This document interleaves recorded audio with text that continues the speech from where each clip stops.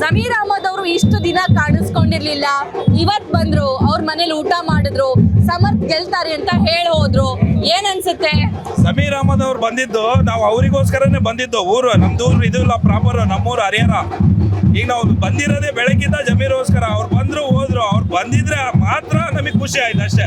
ಅವ್ರು ಬರಲೇಬೇಕು, ಯಾಕಂದ್ರೆ ಮಲ್ಲಿಕಾರ್ಜುನ್ ಅವರು ಟಾರ್ಚರ್ ಕೊಟ್ಟಿರ್ತಾರೆ ಅವರಿಗೆ. ಒಂದು ಜಮೀರ್ ಅಹಮದ್ ಖಾನ್ ಅವರು ಬಂದಿರೋದು AICC ಹೈಕಮಾಂಡ್ನಿಂದ ಅವ್ರಿಗೆ ಭಾಳ ಒತ್ತಡ ಇತ್ತು ಮೇಡಮ್, ಅದಕ್ಕೋಸ್ಕರ ಅವ್ರು ಬಂದರು.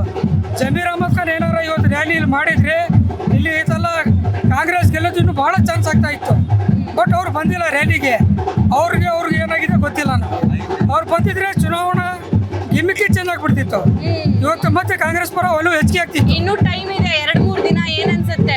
ಇಲ್ಲ ಮೇಡಮ್, ಟೈಮ್ ಇರ್ಬೋದು, ಬಟ್ ನಮಗೋಸ್ಕರ ಕಾಂಗ್ರೆಸ್ ಗೆಲ್ಲೋದಷ್ಟು ಕಷ್ಟ ಐತಿ ಈ ಸರಿ. ಕೇರಳದಿಂದ 5ನೇ ತಾರೀಕು ಬರ್ತೀನಿ ಅಂದಿದ್ರು, ಇವತ್ತು ಬಂದಿದಾರಲ್ಲ ಅವರು. ಕೇರಳದಿಂದ 5ನೇ ತಾರೀಕು ಬರ್ತೀನಿ ಅಂದಿದ್ರು, ಬಂದಿದ್ದಾರೆ ಇವತ್ತು ಅವರು.